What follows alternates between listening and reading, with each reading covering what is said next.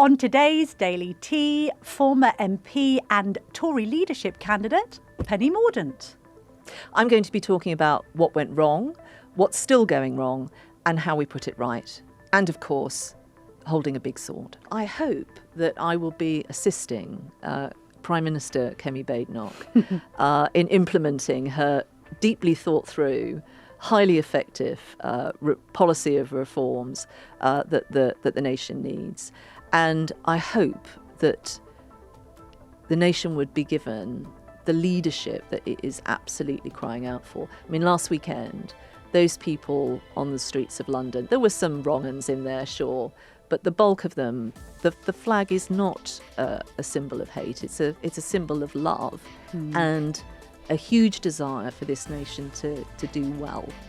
And it needs someone at the helm that has values that are shared by the people of this country, and I think Kemi's that person. Penny Mordaunt, welcome to the Daily Tea. It's at this stage in the game that I do offer you a cup of tea from the big yellow teapot. Would you like one? I very much would, thank you. Now, while I play mother, I'm going to ask you a question that we ask everyone on this podcast.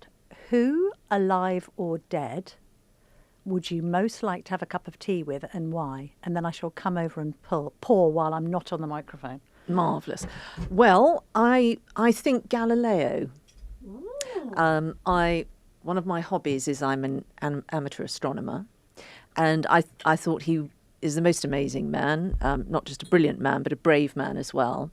And I think it would be rather nice to have a cup of tea with him and tell him that he was right, and tell him a few things we've discovered since he was around. I think that would be rather lovely. That would be marvellous. And when you say amateur, what are we looking into the stars? Yes, I've just sky, telescopes? Always, yes, love that. I was a member of the British Astronomical Association, and when I travelled, I would try and get to telescopes, and I particularly like planets and looking at those. So when I was in Washington, for example, the observatory there it has the most amazing telescope, the same telescope that was used by Abraham Lincoln. Oh. And so I generally try and go and have a nose at what's going on. Wonderful answer. Love that. Now, we're going to get on to speaking about your new book in just a moment. But if I contextualise you by saying you may now be best known for the coronation, does that annoy you? Because you had been an MP for years. You've been part of the Conservative movement for years because you worked in PR and in broadcast. You were the head of broadcast under William Hague. And yet, outside of Portsmouth, would you agree that most people know you for that role? And is that okay? I think most people around the world know me for that, because it was, I think, 2 billion people that watched the coronation. And that is nice, because when people meet you, they've got something nice to talk about. And that is lovely. Doing that changed my life. And it was an incredible experience. So I don't mind that at all. But I think people do know me for other things. They know that I've been Defence Secretary. They know that, I've held various other roles in government. They know that I used to, bash the SNP on the nose on a sometimes hourly basis some weeks. Right. So they know me for other things. But that experience did allow me to have a shared experience with other people that meant a lot to them. And after the coronation, I had so many letters and drawings from young children about the coronation and my role in it. And I think it's given me a connection to a lot of people that I really value. Did you know before you did it how prominent you were going to be? No, and in fact, I didn't know what I was going to do until a couple of weeks before the coronation, and I had no idea how people were going to respond. So it was, and of course in the cathedral, I was in the abbey, I was without my mobile phone, so I didn't see any of the social media stuff until hours later. And I know you've been asked this before, including by me, because we've discussed you and the green outfit. You said, "Look, I'm the first woman to do this. I need to look the part." Like, how did you choose that green goddess outfit? So it was tricky because you needed to blend in with your female cabinet colleagues. Yes. I needed to stand next to the clergy, and I needed to stand next to the military and not look out of place in any of those scenarios. So I had a lot of help, some great advice from people on Savile Row and elsewhere, and I could never afford an outfit from them, but they gave me their suppliers, and so I just did the legwork myself, ran fabric between the dressmaker and the embroiderer and the atelier, and came up with it. And it's now with Christie's. Yes, I was wondering where it is. It's going to be sold, and we'll do something good with the proceeds. And memories of the sword carrying itself? Was there any moment where you wavered and thought, this is really hard? No, on the day, the adrenaline carried you through, and it was just such a great occasion to be part of it. And we were all concentrating on making sure the king had everything he needed, and that was all fine.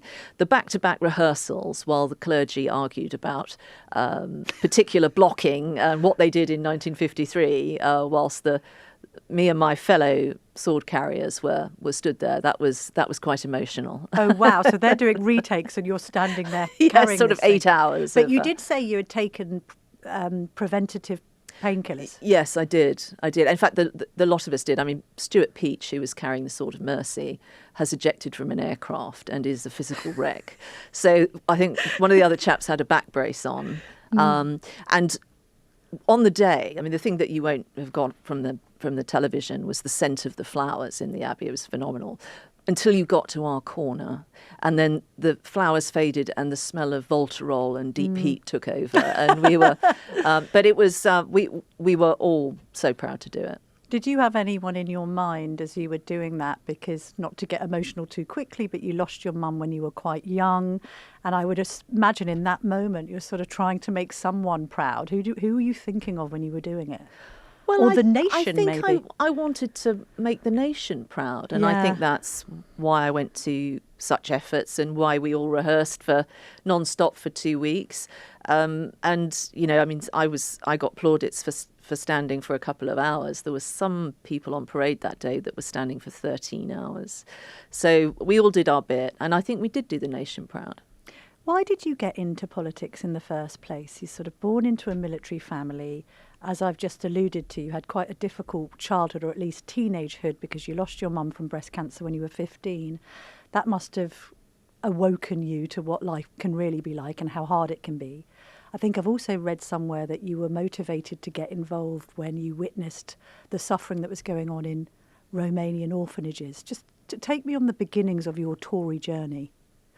Well, I think I'm a conservative because I believe in taking responsibility, and I had to shoulder a lot of responsibility at a young age, and my family weren't particularly well off. We had a lot to cope with, and I cared for my brothers and tried to sort of keep everything going, and I had to work at the same time as studying. And interacting with services, the state, it was just a nightmare. Yeah. And back then, there's more provision for people now, but back then it was very, very hard. So I got interested in why things don't work, and, you know, why healthcare, for example, was in such the state it was. And then my dad remarried, and I hadn't planned to go to university or anything like that. I'd been so focused on looking after my family. And in the news at the time was Romania, and it was about a year after the revolution. So I thought, well, whilst I'm planning what I'm going to do next, I was working in factories and sort of had saved a bit of money up. I'll go and help there. So I went out as an 18-year-old and I worked in the former Eastern Bloc over a couple of years, but sort of doing several stints, sort of 3 months long.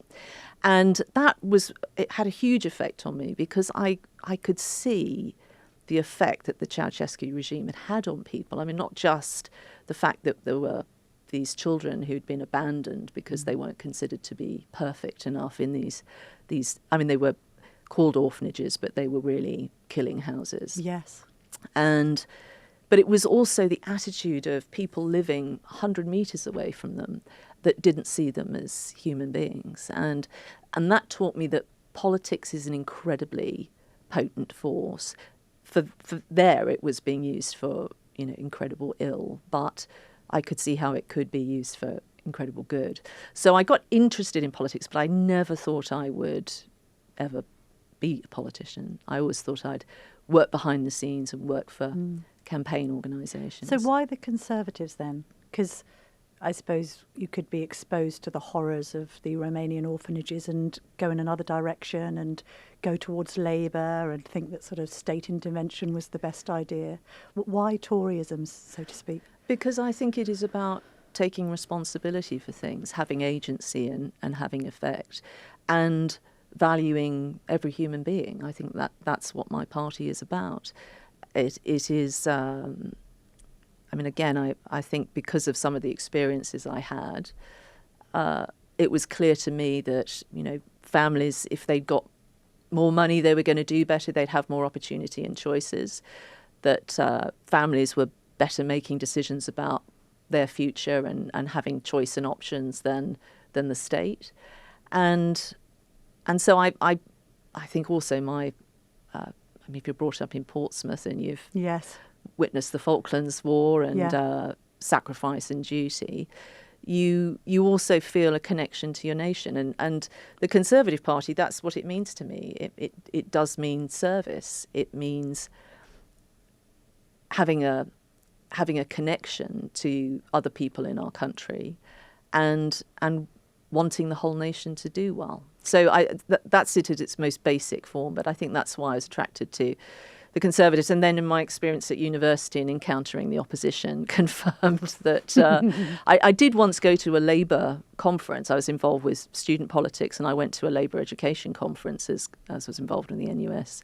And I think the next day I joined the Conservative Party. Why? Because it put you off? It was just appalling. I got the sense that they really didn't care about people. They didn't care about children or students being able to get on. It was all about them and an ideology, and I hated it. Where did the segue come in that you ended up being a magician's assistant? So when I was at college doing my A-levels, I was the prime carer for my family. So you're basically playing mum to your brothers. Yes. Yeah. And then I had to also earn money. So my twin brother and I, we bought a central heating system for our home when we were 17, 18. So we really just had to earn money. Yeah. And being a magician's assistant was the best paid job I could get because it meant I could study. I didn't have to drop out of college.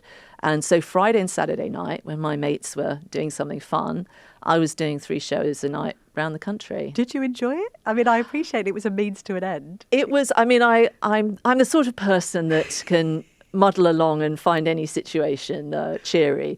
But it was tough. As 18 and being ogled by a lot of people is not consistently fun. Yeah, but then you went into Splash some years later, which, by the way, my children loved so much. They still mention it. When you were involved in the leadership, they were like, is that the lady from Splash? Yes. So you didn't mind a degree of performance? Well, my swimming costume was fairly modest, but it saved my local Lido. I should point out to the uninitiated that Splash was this reality show sort of presented by Tom Daley where ordinary people who weren't divers took part in a diving competition. That's...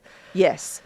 Famous people. The Hilsea Lido, which has now been completely refurbished, wonderful 1930s Lido, is alive and well because of the hit I took on that show. Well, it wasn't a hit, was it? Do you regret doing that? No, I don't actually. I don't. It was well worth it for the outcome, and I had a good time. I don't think I've turned down so many of those sorts of shows. What else have you been offered? I was, most recently, Celebrity Big Brother. Oh my gosh. Shark. Shark-infested waters. Yes. I've turned down Dancing on Ice. Have you? Who Dares Win? SAS, Who Dares Win? Well, you'd be good at that. You'd be good at SAS. I probably would have absolutely, been brilliant, but it was not for me. So why? Because I did Splash because there was a particular outcome, which was the Lido that we were. So my fee went for that, and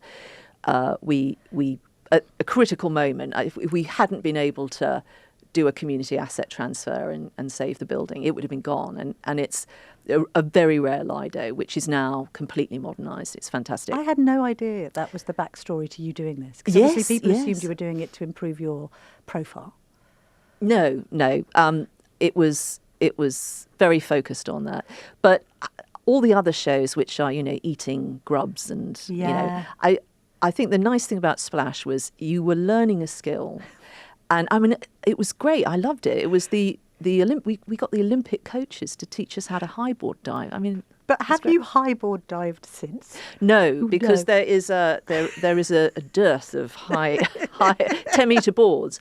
I mean, the next phase with the Lido is because it used to have 10-metre boards, and if we manage to restore that, that will be the nearest 10-metre outdoor board to it will be in Barcelona. So it'll be an amazing facility. So we'll see what happens. Our mutual friend, a man called Nick Wood, who used to spearhead William Hague's communications and then went on to work for Ian Duncan Smith, told me a little story about you when you joined the comms team.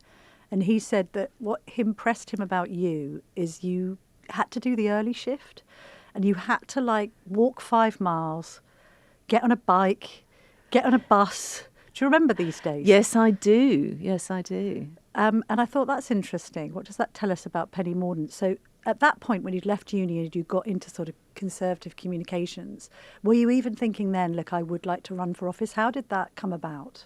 No, and it was only because, and it's one of Nick's contemporaries, Rick Nye, who went on to found Populous, the polling company. He was head of research at the same time that Nick was working at CCHQ. And he took me aside one day and he said, out of everyone in this building, you should run for office. You'd be good at it. Wow. And had he not said that, I would have never considered doing it. Wow. So it's all his fault. Okay, it's all his fault. So thinking about you having been an MP for all that time, you take part in 2 leadership bids. I remember being at the launch of the first, which was hugely successful. You get through to the 5th round. How difficult was it to lose those 2 leadership bids in 2022?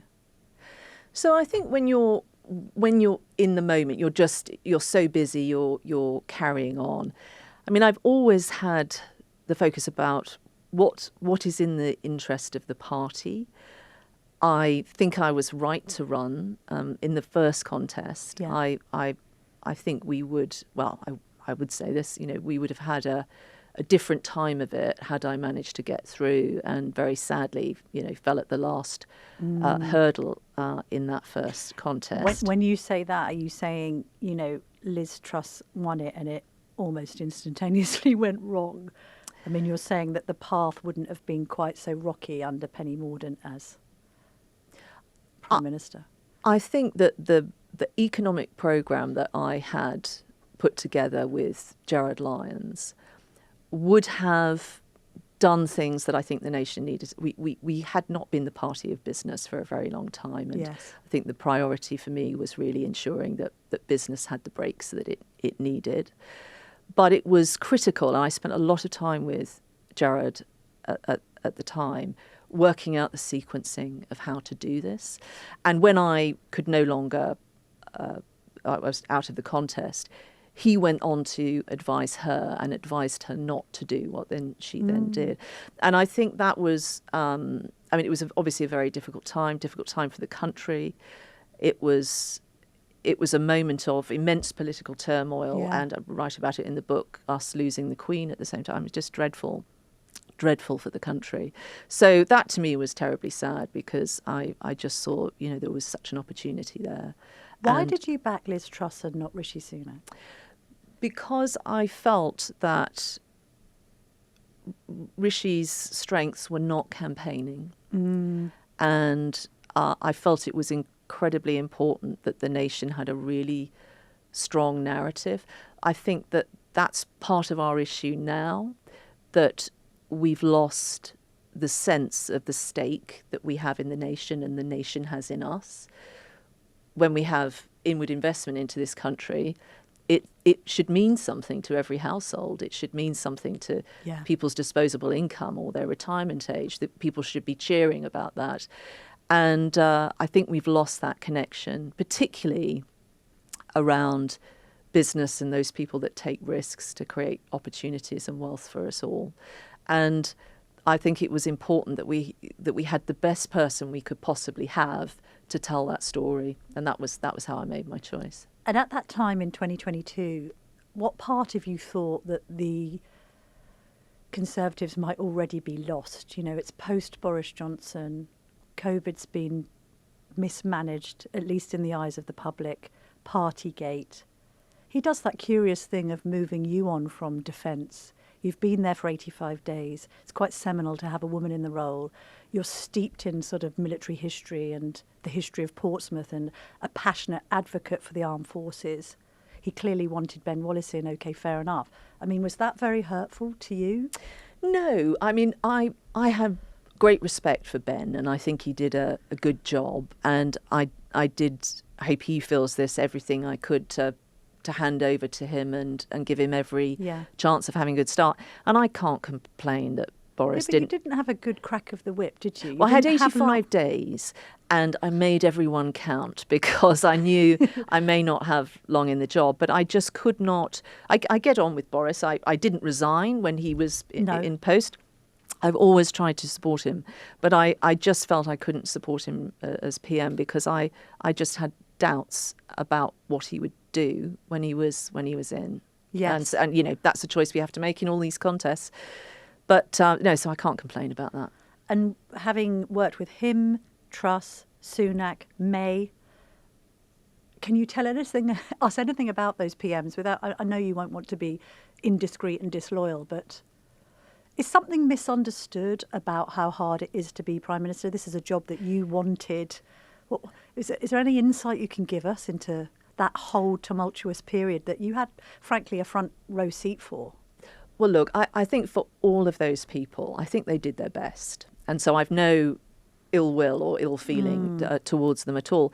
I think, though, that we are in difficult times where you have complete state atrophy. It is, I mean, the one thing that Donald Trump has done in the US is demonstrate if you have the political will to do something and you're prepared to do what is required, you can get things to happen.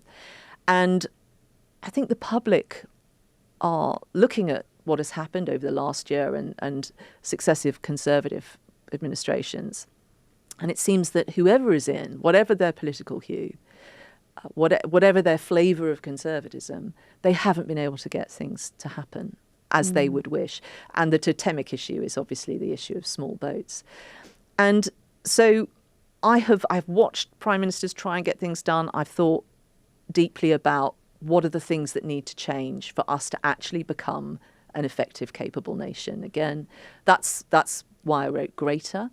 And it's one of the reasons why I've written the latest book, because what is happening, a lot of people are saying at the moment, we should replicate what's happening in the States here. Yes. And I think that wouldn't work. What we have to understand is where people have been able to do radical reforms in this country, I mean, the key example is Margaret Thatcher, those reforms were absolutely rooted in tradition, in faith, in things that were familiar and understood by the people of this country. And I can give you countless examples about where people go too fast and it doesn't work. I mean, we've spoken about Liz Truss. Look at every single Lord's reform that's ever been proposed. Yeah. No one ever does the incremental stuff in the pursuit of excellence. No one ever creates those habits in any of our state architecture. It's all about blowing everything up. And that does not work in Britain. And I think we have to do things that are going to work. But are we now in such different times, a 24/7 news agenda, social media, that actually figures like for Thatcher that were given time to think things through, to consult the big brains on both the left and the right of the party, to have consultations with a view to a policy platform. You know, we just don't have that time. Kemi Badenoch's not being afforded that time. She's being told, I'm sorry, but every time Farage appears, you are losing voters, and therefore you must get on and tell us exactly how you would rule. And therefore, although we can be nostalgic about Thatcher, and you and I are aligned on the Iron Lady, if she were in charge today, she'd be chewed up and spat out by this news cycle. Well, people's attention span is becoming shorter. And to get noticed and to set the news agenda, you have to do something that is going to get attention. And those people that are on the extremes, that's straightforward for them to do. They will get airtime doing it. But there is no other way to come up with the answers to these problems than to do the hard yards. You have to be able to take people with you. You have to be able to tell a story. But you just have to learn in this new age of communications how to do that. My days with Nick Wood, we'd have a 24-hour news cycle. Yes. We'd have points in that news cycle, the Today programme, and then a new line in mid-morning to freshen stuff for the 1 o'clock. All that's gone. Yeah, but that's a bad thing, and that's the Conservative Party's fault. The comms haven't been good. Kemi's comms, you must agree, as a former comms woman, let alone a former MP and leadership candidate, could have been better. Or is it just that she's getting completely frozen out, as William Hague was, as IDS was, because opposition's bloody hard and it doesn't matter who's in post? She's got a very tough shift, but she's right not to be distracted from her core job, which is twofold: holding the government to account. She's got a particular job to do as leader of the opposition. And I think actually she and her team have been doing that well in the House of Commons. They've been pointing out, some problems with the front bench and other appointments the Prime Minister's made. Yeah. But also they have really been campaigning quite effectively, I think, on some appalling policies, the tax on education, the tax on farmers, and that's good. But she also understands it's her job as a Prime Minister in waiting, particularly at this moment when the nation actually needs someone who, when they are in, is going to make things happen, to do that work. And we need to stick with her and give her the time and the resource to do that. Well, do you think the knives are out for her within the party? I don't, actually. I mean, there's always people that are, going to speculate. There's a lot of people saying, she'll be out before the May elections. She won't make it till Christmas. She's not good enough. Robert Jenrick would be better. Penny Mordaunt would be better. There is the general chit-chat that exists around Westminster, but I spend a lot of time up and down the country with ordinary party members, and they all know that if we have another leadership contest, I mean, we are the party that gave the nation 6 prime ministers in 6 years, the last one being a Labour prime minister. If we have another leadership contest, all we are going to be doing is demonstrating that we've learnt nothing. So I'm in touch with Kemi. I'm doing what I can to help her. I was going to ask you that. Does she ask you anything about PMQs? Because you did kind of carve out a niche of being a good performer in the Commons. I'm not an advisor to her in that capacity, but I've been working with Kevin Hollinrake. I've been working with his predecessor, Nigel Huddleston. Both party chairmen, just to clarify. Offering support and some, what resource I can give to help. We were speaking earlier about where Prime Ministers can come unstuck. Is there a degree of ideological confusion that's had a part to play? I apply that perhaps to Boris Johnson. He's a Brexiteer. He's painted as a right-winger. He's not really, because he's pro-immigration and net zero, and indeed presided over record high taxes, the highest tax burden since the Second World War. Similarly, you slightly came unstuck, and please clarify for me on the trans issue. Can we talk about you saying when the consultation into the Gender Recognition Act was launched, I think that was back in 2018, you told MPs a trans woman is a woman. Do you regret that now? No, that's not what happened. I mean, yesterday the Telegraph ran an article that basically said people like me shouldn't be Conservatives. We should not be in the party. We're not pure enough. And that my main contribution to politics was the fact that picture editors liked me because of my face. And then the article went on to say all sorts of things that my political opponents have said about me on that issue.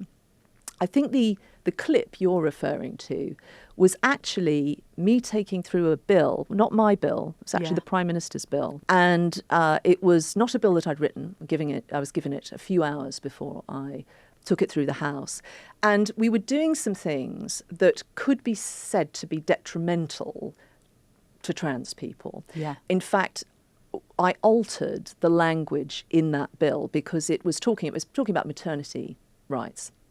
And the original bill I was given referred to pregnant people because it had to cover trans people legally. And so the drafters, they used they used gender neutral language. And understandably, people objected to that. So I changed the bill so it was legally sound, but I used the word mother.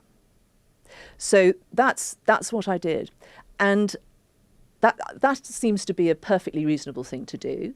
But some people were worried about that. So I went out of my way, perhaps wrongly, to reassure people that their rights were also being protected and that somebody who was a trans man would still be covered by these legal protections.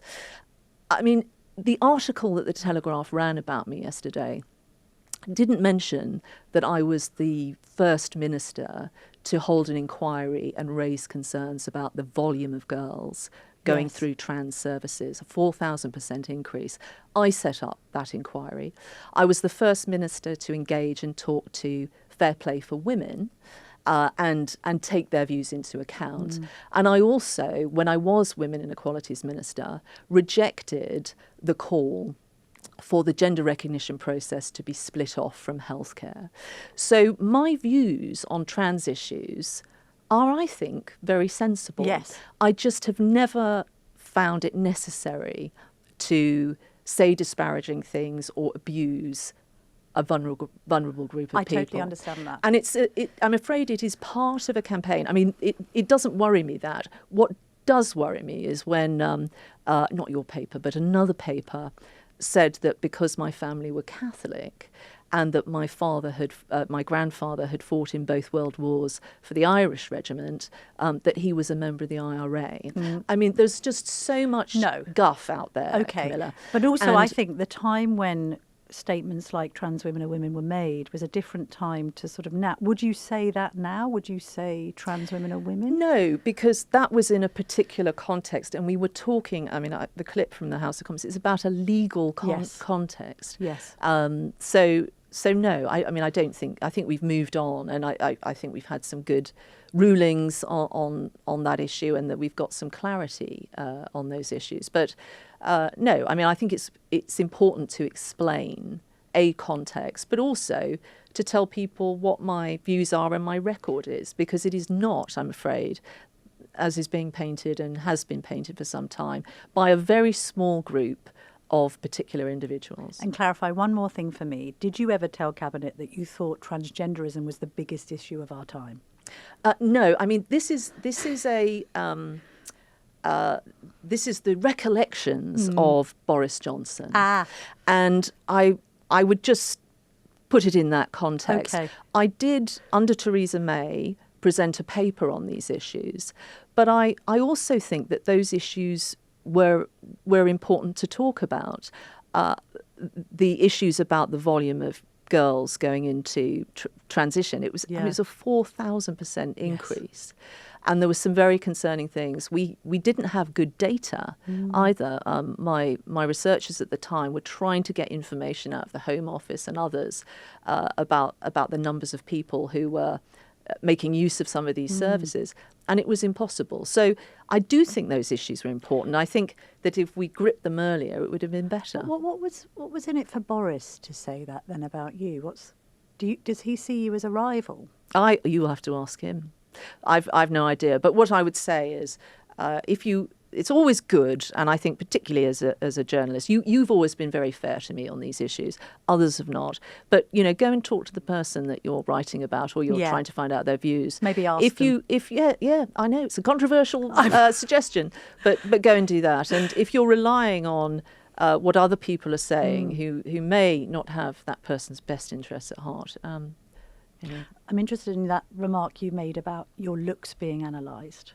I mean, is this something? May I say you are a very attractive woman? At my age, I'm very happy to take. You take that compliment. But in one way, being good looking helps you advance in public life. In another way, is that quite hard? Being analysed on your looks rather than what you're saying? Well, it's what women have all the time. I mean, it's just is part of our lives. So, no, I don't think about it at all. And some days people are complimentary, and some days people aren't complimentary. But I do think it is important that you're very conscious about how you're presenting yourself. I never used to like walking up Downing Street because. Oh yeah, all of us lot are shouting at you. Well, and the cameras come out, and quite often, if you men are walking up, you have shots of their faces and their shoulders. When women, it's full length body shots and all of that. And I just think you need to be aware of that sort of thing if you're in the public eye. But I don't fret about it. And when it comes to sort of reflecting on political life, I mean, it must have been awful losing your seat. I remember that night, and I was like, for God's sake, you had been a very, very loyal campaigning constituency MP. Let's be honest, the maths goes against you. We had got it slightly pitch rolled ahead of time. Look, I don't think Penny Mordaunt's going to keep her seat.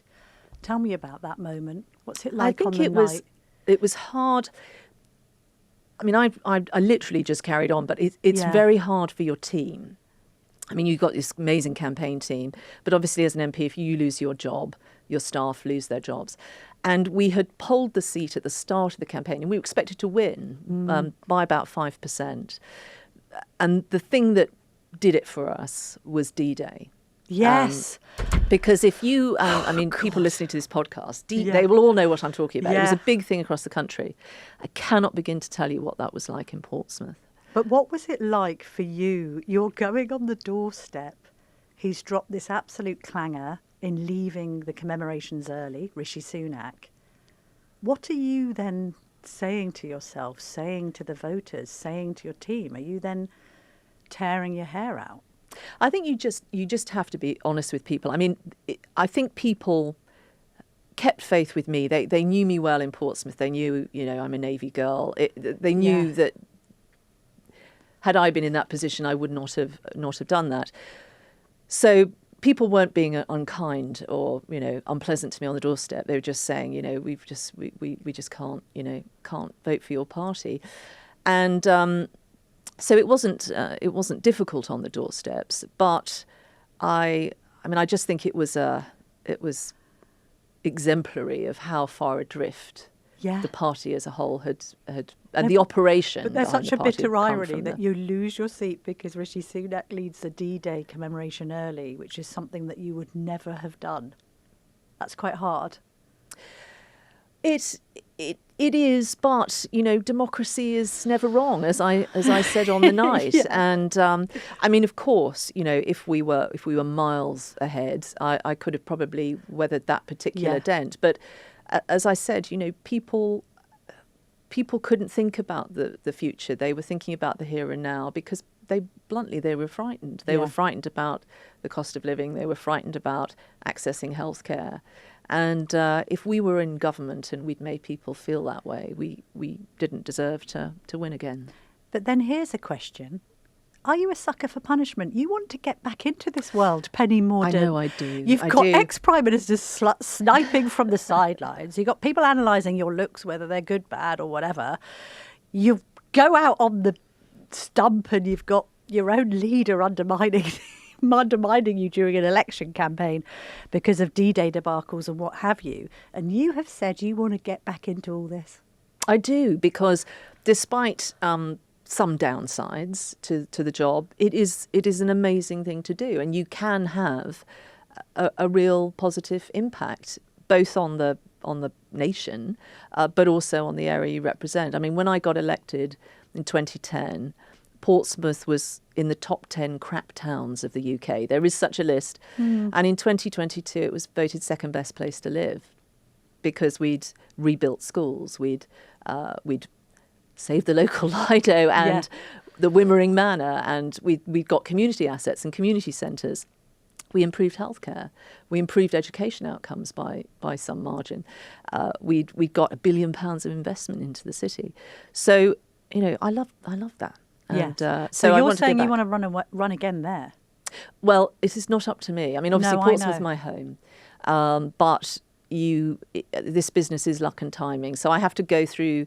Kemi, I think, rightly is saying, right, we need to start from scratch again. Yes, none of you are shoo-ins. None of us are shoo-ins. So I have to go through the candidate selection process again, and then, seats come up at different times. So it is luck and timing. But I will do what I need to do. But you want to do this even though the Tories are tanking in the polls. Their suggestions, they're facing an existential crisis. You've got Nigel Farage nipping at your heels, reform massively on the up. Yeah, I do want to do this because it is obviously not a lot of fun. And I've kind of been here before, When I was working with Nick Wood, we were working under William Hague. That wasn't a barrel of laughs either. No. But I think it's the most important thing. I do think, and I obviously would say this, I do think that the philosophy that sits at the heart of the Conservative Party is the one that is in tune with the values of this nation. Not reform, not Nigel Farage? No, because I don't really think they have a philosophy. He's a proud patriot like you, isn't he, Farage? There are parallels between the stuff you say and... No. Oh. Because I'm very happy to fly the Union flag, and Nigel is too, but I would never stand on a platform that fielded pro-independence, Scottish independence candidates. The candidates he fielded in Scotland at the last election were pro-independence. So, it is... Reform it's like an episode of Fantasy Island. Do you remember that? You can't be saying Farage isn't a unionist. Are you saying that? Well, why on earth would you be attracting Scottish nationalists to your party? I mean, I personally think if Reform got in, that would be the fastest way to a second referendum on Scotland. Really? Yes, I do believe that. Don't you think that nationalism went out with Nicola Sturgeon and her husband's camper van? I think Reform are trying to hold together a coalition of very different people, and there'll be trade-offs in that. But won't your former Conservative colleague Danny Kruger make sure that Reform doesn't go in that direction? Well, we will have to see, but I think that the attraction for people to Reform is that they are, culture precedes politics. They are playing to this notion I described earlier that politics as usual isn't working. We have to do something different. The state, as it has functioned, is not functioning. It's not delivering. And so you have a lot of disaffected people, but they're coming from all sorts of places. And you can't be in a party that is going to add 150 billion to public expenditure at the same time as cutting it through the Department for Government Efficiency. You can't have a party which is draping itself in the Union flag at one end of the country, but is quietly encouraging Scottish independence at the other. That is just not a coherent platform. That will be a disaster. And if Danny can sort it out, good luck to him. Is he a loss to the Conservatives? Well, I don't want anyone to leave the party. More might go. Well, your Bravermans, your Jacob Rees-Moggs. But that is. I'm sorry to see anyone go, but the only thing that is going to bring people back to the Conservative Party is that we've got a compelling offer, and that comes back to the hard yards that Kemi's doing, which is why she's got to be able to do it. But is it credible to suggest that she's ever going to be a future Prime Minister, Kemi Badenoch? Yeah. You might be more likely to be one. No, I don't think that. I'm doing everything I can to help her. I think she's tough. I think she has the right values. She's not saying everything to everyone and trying to please everyone. And she understands that we've got to get back to doing the things that this nation needs to do really well. I mean, I'll give you an example. I mean, energy. If we could halve the cost of energy, we would just be helping so many sectors in this country. Should we drill, baby, drill? Well, I think she is right to say that we've got to be realistic about this. We've got to have some sort of sobriety in our plans. Penny, are you a fracker?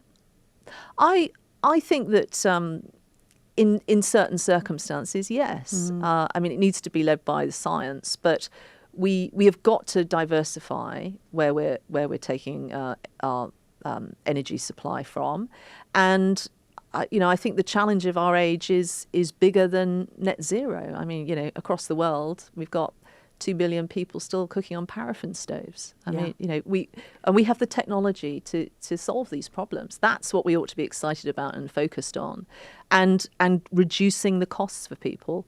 So she's right. I thought her speech on energy was great. That's one example. We've got to increase the number of engineers we've got. That's how we will provide a balance to China. It's not through lawyers and trade. She knows these things. That was the latest announcement. Yeah. /welfare. Absolutely. These things are unsustainable. So she's doing the right things, and she's doing the hard yards behind it to have a coherent policy platform. Tell me about the book, because it comes off the back of a really quite interesting state banquet on Wednesday night, in which Donald Trump appeared to his speech was almost a love letter to Britain, celebrating everything that Britain has achieved over the years. And I think the King looked visibly moved by the whole statement. I mean, whoever wrote it really should be commended. And we've lost a bit of that, haven't we? We've lost a bit of pride in what it means to be British. I think that's absolutely right. And pride is really important. It's not just about feeling good. Pride is a necessary condition to being successful, because I'm a great believer, if you think you can or you think you can't, you're right. And what applies to people applies to nations too. So restoring our pride and our faith in our own capabilities is really important. Despite everything that various governments have thrown at the British public and our business community, we're remarkably resilient. I mean, how we came through COVID was phenomenal. And we're the largest foreign investor in the US. We do amazing things. We've got incredible science base, incredible creative industries, a big long list of things. In fact, at the top of my Twitter timeline, I have a video pin that I made called "Freedom is Never a Gamble," and it's about Brexit, but it is a list of things that we have got done and why we should just remember that we are a capable nation. And so I was motivated to write the book. Pomp and circumstance. Why British traditions matter, because I wanted also to analyse the reforms that we need to make, but why we have to make them in a particular way to be successful. We know that the world is highly chaotic. It's becoming less reliable, less stable. But a nation like Britain, our uncodified constitution forged through 1,000 years, is reliable, highly flexible, highly resilient and dependable. And those things, their stock is going to rise in the next few years. So we shouldn't be worried about the world as it is and our ability to cope. We should remember who we are, and we should go forward with a bit of confidence. But are you relating that back to kind of suggested bonfires of legislation like the Human Rights Act and leaving the ECHR, because we can depend on us having led the world in the rule of law, and we know what our constitutional, in inverted commas, rights are, and therefore we should have more confidence? Yes, but also the way we do those reforms. So the US, in comparison, is a young country, and some of the difficulties it's going through at the moment are because it hasn't been through all the things that we have been through. Trump will want to write more executive orders and scoop powers away from Congress, and Congress is thinking, what do we do about this? How do we feel about this? So the creative chaos, if I could call it that, in the US might work for the US at this point in their history. Try and do that in Britain. Turn this nation into a petri dish, which is what I think reform will do. Yeah. That's going to be a disaster. But Kemi might go in that direction. She might think that politically there's nowhere else to pivot but follow Farage and indeed Jenrick, who was her rival for the leadership, down this leave the ECHR, leave the Refugee Convention, tear up the Human Rights Act path? Are you going to support that? I am supportive of doing those things. I mean, I personally think that you could reform the ECHR. I mean, the papers, for example, that Policy Exchange have written were talking about its practices, but I think it's probably not capable of reforming in that way. So, I mean, I was a Brexiteer. If you can't reform something, crack on with something else. But the ECHR by itself is not enough. We've got to look at some of the issues, the constitutional creep of our Supreme Court. There's the Human Rights Act as well. But there's also international treaties. I pro bono chair the Coalition for Global Prosperity. In the new year, we're doing a big piece of work to rewrite the 1951 Refugee Convention for the modern world. So we do need to look at these things. But you are right. We should have confidence that we can do this and that our motivations and our values are right because of what has preceded it. And also because we have those checks and balances. We do want our judiciary to be independent. We want to be challenged. We want the executive to be held in check. And, you know, this incredible, as I say, it's uncodified. It is written down, but it's in 400 places and it's held together by people carrying big swords. But it works. And I just think in this day and age where we're facing such volatility, this is a great strength that we have as a nation. And we should be confident about our ability to do these things and modernise for the world as it is. To take the conversation full circle, if I look through my Galileo telescope at Penny Mordaunt in, I don't know, let's say 4 years' time, where does she hope to be? What does she hope to be doing? Well, I hope that I will be assisting Prime Minister Kemi Badenoch in implementing her deeply thought through, highly effective policy of reforms that the nation needs. And I hope that the nation would be given the leadership that it is absolutely crying out for. I mean, last weekend, those people on the streets of London, there were some wrong uns in there, sure, but the bulk of them, the flag is not a symbol of hate. It's a symbol of love and a huge desire for this nation to do well. And it needs someone at the helm that has values that are shared by the people of this country. And I think Kemi's that person. Penny Mordaunt, your new book, Pomp and Circumstance, is out now or out soon? It's out on the 16th of October, and all the royalties from it are going to the Royal Hospital Chelsea, the Household Cavalry Foundation, which looks after both human and equine veterans, and many of the crazy community groups across the country, because it's not just about coronations and Parliament and all that. It is also about cheese rolling, nettle munching, shin kicking, and all the crazy stuff that happens. Should we go to a cheese rolling together? I think that might be something for a I future will be day. going to a cheese rolling and several of the other events. The cheese rolling? No, I won't, because I do not wish to be hospitalised, but you're very welcome to join me. Penny Mordaunt, thank you very much for joining us on the Daily Tea. Thank you.